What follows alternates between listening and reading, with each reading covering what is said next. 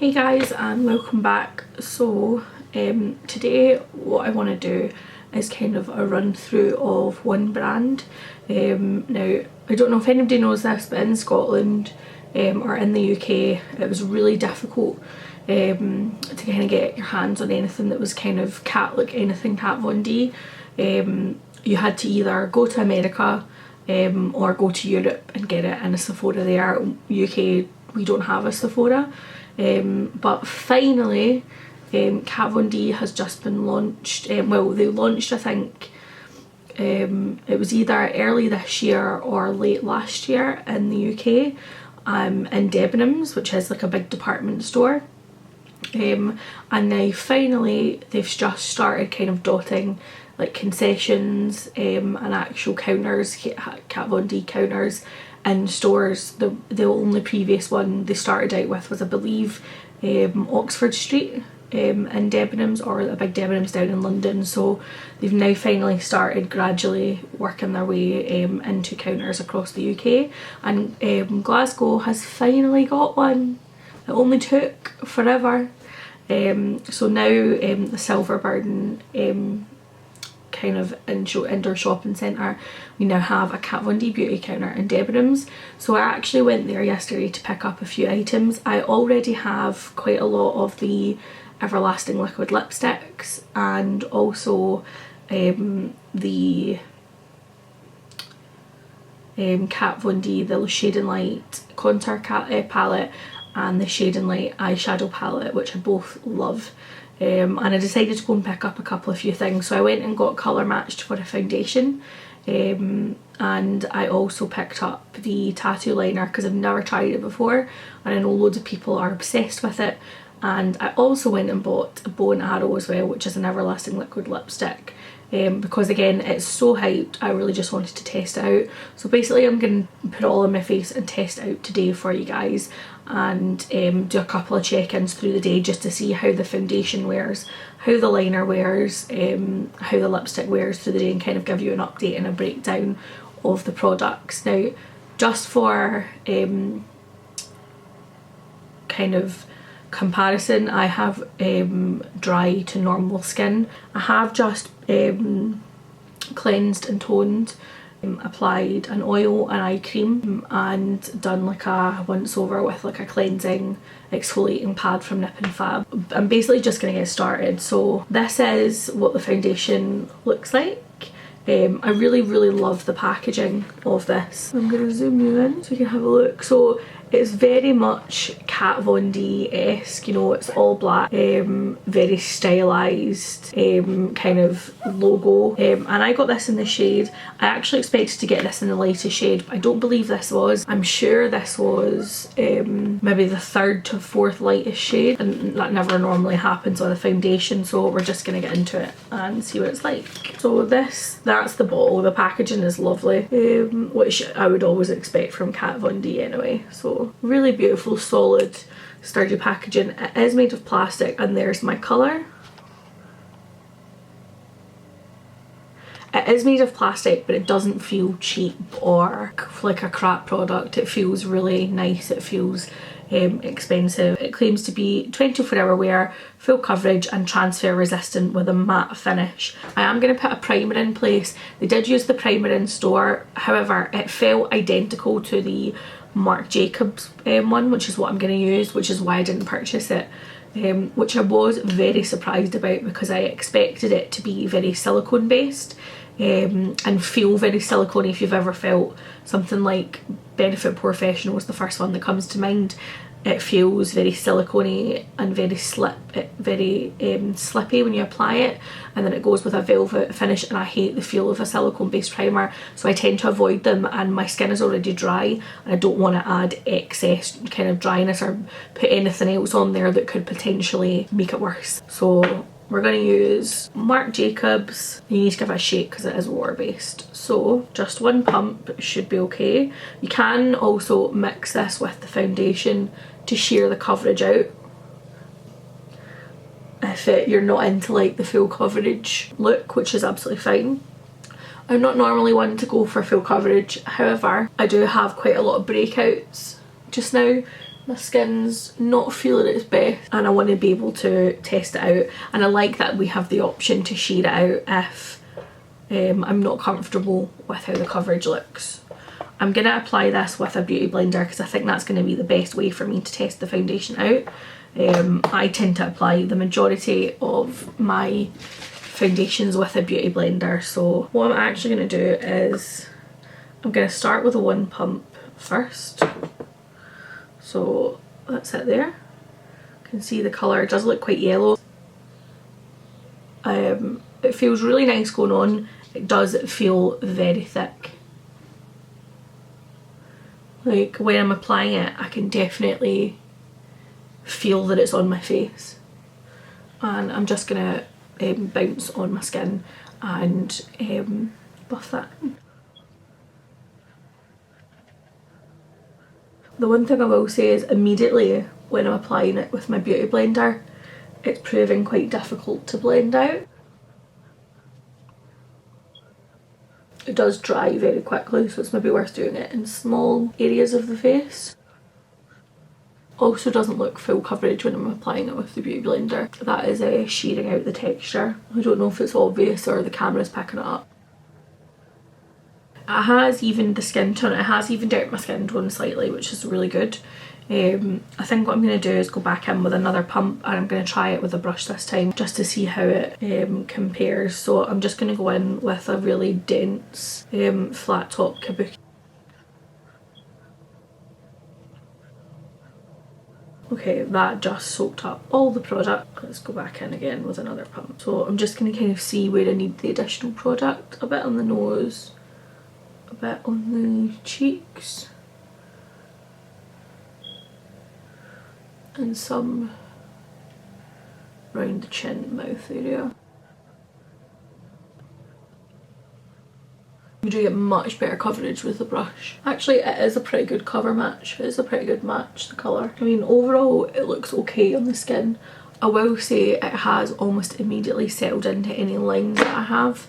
So along the forehead, under the eyes, and even round the mouth a little bit. So it's definitely something you want to set, even if it's just very lightly. I'm going to go in, now this is the Kat Von D contour kit, and I'll show you what it looks like. So you've got a nice big mirror, and then you can see I've hit pan here as well.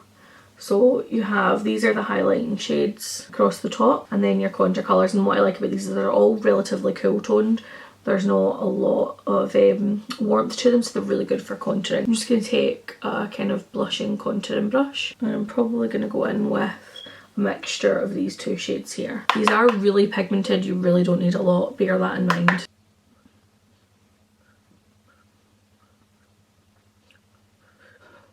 I will say that on the top of this foundation, this powder is going on really nice, really even. It's not patchy or anything like that. Even with a second layer, I really love that.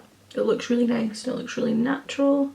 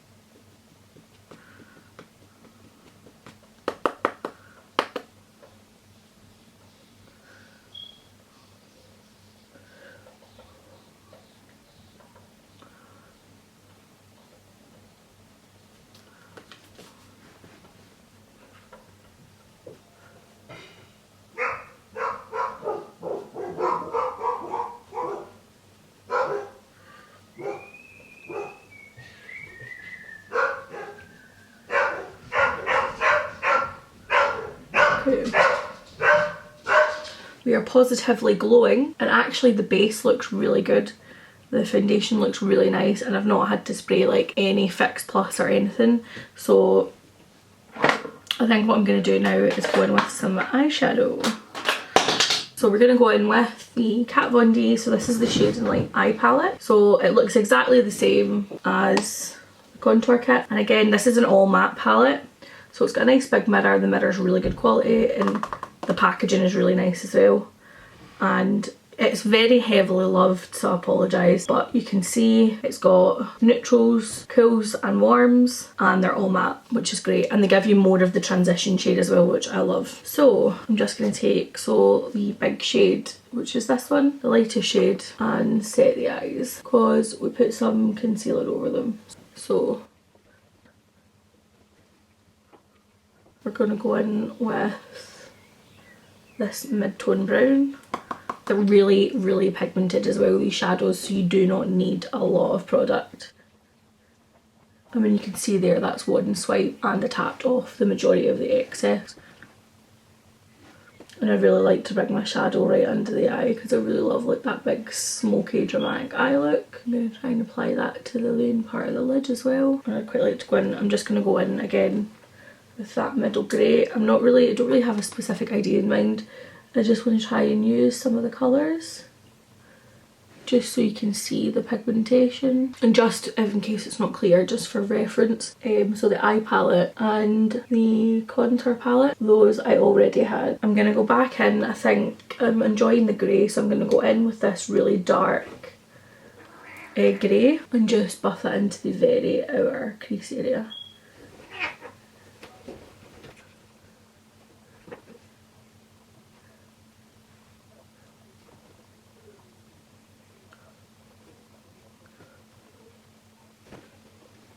I'm just using Windscreen My Promotions back and forth and buffing the colour in just to help diffuse that. And again, back in with that mid-toned dark grey on the other eye. And I mean, you can see immediately how intensely pigmented and rich the colours are. They're just so creamy and blendable and so buildable as well. I mean, that's taken me almost no time at all to build up that colour. And I'm going to go in with this matte white. This is pure white. And I'm going to use this to brighten the... And I mean, again, I don't know if you can pick that up, but you can see how richly and intensely pigmented... Oh my god, cats! How intensely pigmented that white is.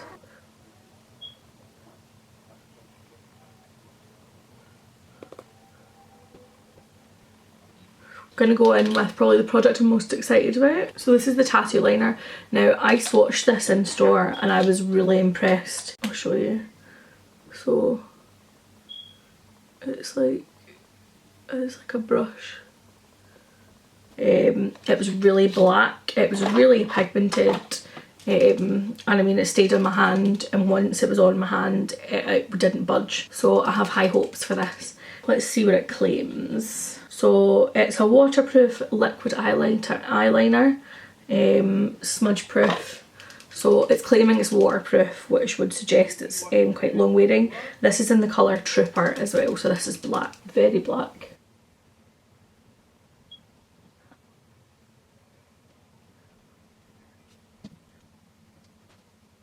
But the last thing I'm going to apply is this.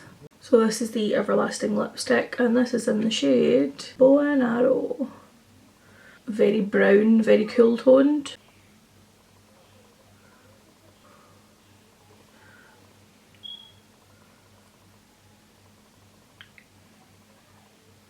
And again, I've not used a lip liner because I want to see how the lipstick performs without one.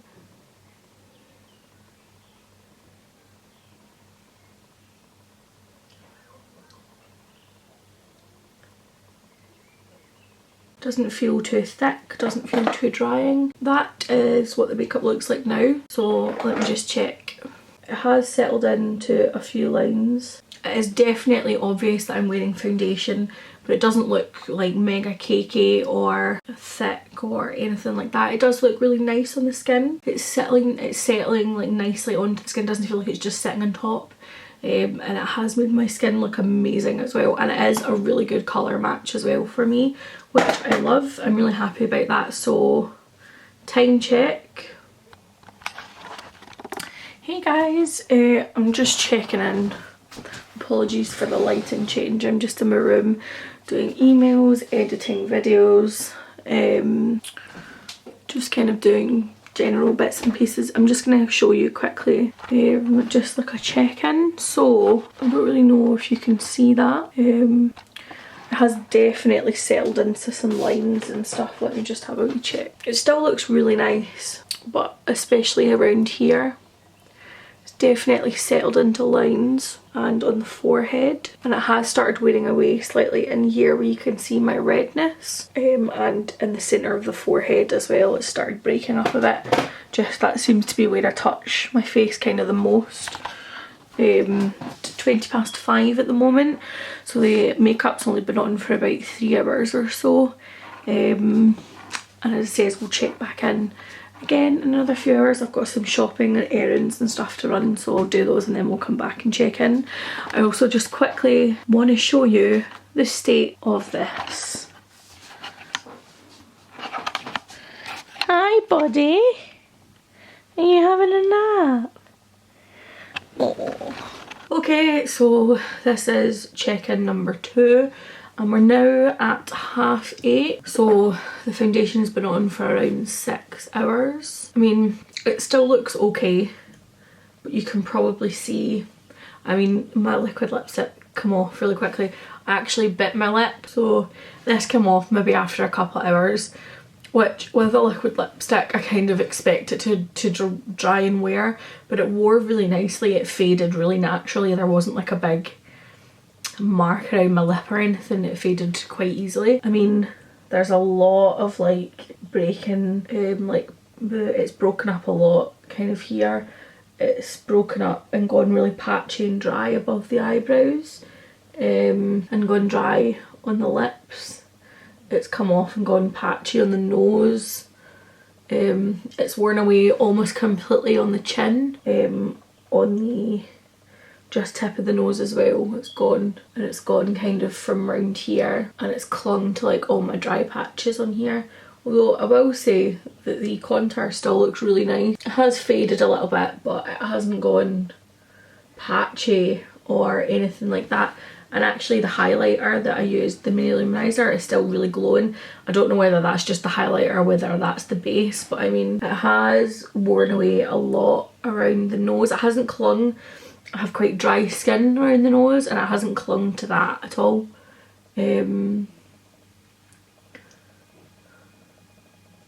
It still looks okay. The eyeliner, however, this is supposed to be waterproof, has come away. I don't know if you can see this. I can zoom you in maybe. I don't know if you can see, it's actually worn away here. I've got really watery eyelid. The eyeliner, I didn't use a primer or anything. Not the eyeliner, the eyeshadow has creased quite badly. It's faded.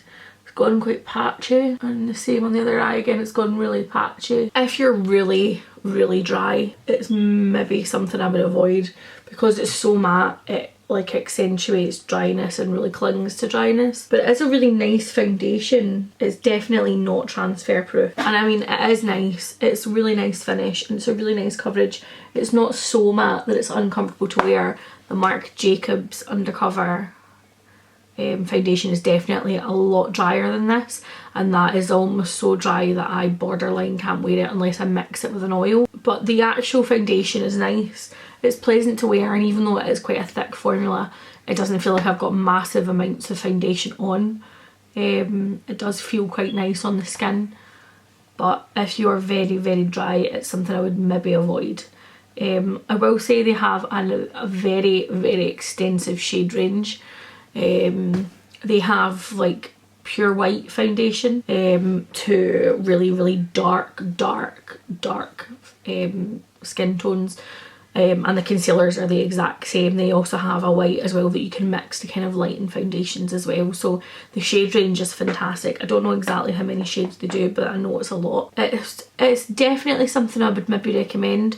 I would suggest definitely that you get colour matched, because the range is so extensive and so big. It's worth going into a counter and getting colour matched to get the perfect shade, because there's such a vast shade range. And they also do like cool, warm and neutral, and they'll be able to tell you what kind of undertone you have in your skin as well. So that's another positive for going to an actual stand. The branding of the products is really nice. The products feel really expensive luxury. They're really high quality. They're also cruelty free and vegan. For the majority of it, I think, is vegan, which to me is a big plus, because I just kind of think that if you don't need to test on animals, why would you? And that's something that she advocates in her brand, is kind of veganism and cruelty free. Overall, Kat Von D's a brand I do really enjoy her products, and they're of a really high quality as well. So definitely go and check out like a Kat Von D counter near you. And I'll see you guys in the next video.